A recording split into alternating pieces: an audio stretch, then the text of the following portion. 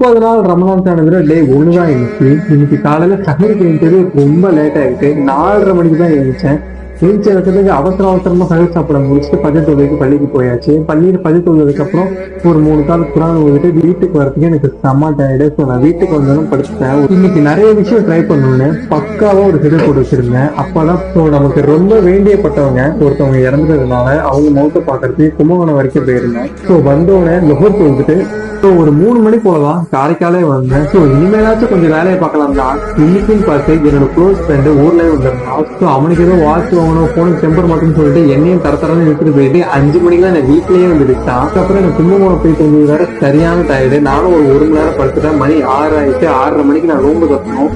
அதனால பசங்களோட போய் ஜாலியா நோம்பு வந்துட்டு மகரீபுக்கு வந்துட்டு ஸோ மகரீபுக்கு அப்புறமா அது கொஞ்சம் இருக்கிற கொஞ்சம் வேலையை பார்க்கலாம் பார்த்தா உங்களை விட்டாதானே ஊர்ல இருந்து வந்தவன நான் தான் திருப்பி ஊருக்கு அனுப்பி விடணும். கொஞ்சம் மெட்டீரியல்ஸ் எல்லாம் வாங்க வேண்டியதுனால அப்படி இப்படின்னு டைம் போய் 9 மணிக்கு தான் அவங்க ட்ரெயினே ஏற்றி விட்டேன். நான் ட்ரெயின் ஏற்றி விடும்போது தான் எனக்கு ஒரு விஷயம் ஞாபகம் வந்துச்சு. இன்னைக்கு நைட்டு திராவியா சொல்லுவேன். நைட்டு திராவியா முடிச்சுட்டு மணியை பார்த்தா 10 ஆயிடுச்சு. இதுக்கப்புறம் என்ன செய்யறது, எடுத்த வீடியோ எடுத்துட்டு போறதுக்கு தான் கரெக்டாக சொல்லிட்டு வீடியோ எடிட் பண்ண ஸ்டார்ட் பண்ணிட்டேன். ஸோ அப்புறம் வீடியோஸ்ல இன்னும் இன்ட்ரெஸ்டிங்கா நிறைய பண்ண